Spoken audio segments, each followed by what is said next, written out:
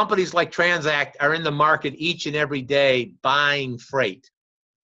And as a result of that, we are very sensitive to changes in the network.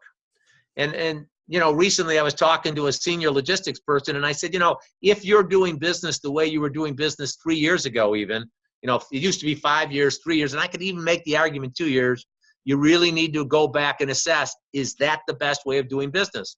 And people say, well, Mike, can you give me a practical illustration? Well, you know, over the past couple of years, Old Dominion has significantly changed their network. YRC has significantly changed their network. XPO is different than the way Conway was when, you know, after the acquisition.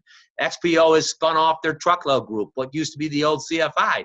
You know, so you take a look at this, and there are all these changes that are occurring in the marketplace. Now, I'm a shipper, and I go to market with my sourcing event once a year. Is it logical to assume that I have the expertise of a C.H. Robinson, a Transplace, a TranzAct, all these different organizations? Is it possible that maybe they understand some key factors that are going to basically translate into lower rates or better service capabilities than I may be aware of? And the net result of that is, you know, a while ago we were talking to a company about conducting a sourcing event, and they were very proud of themselves. They did it on their own, Adrian, and they saved 3%.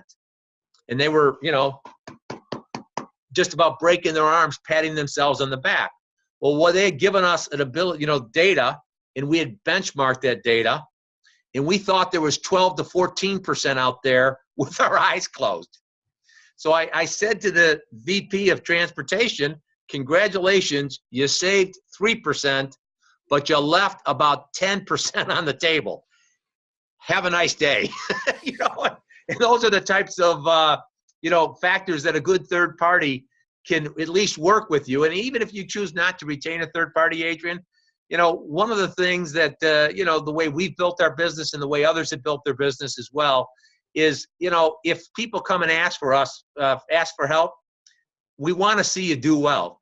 Now, that may not translate into a project for us right away, but it has meant significant goodwill over the years so that people say, well, you know, TranzAct helped us out on this particular project.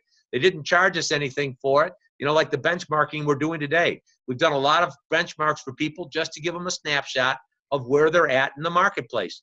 You know, for a lot of these companies, there's no cost associated with it. Why would we do that? Well, hopefully in the future, you know, it generates goodwill and people remember that stuff, and it's a good investment.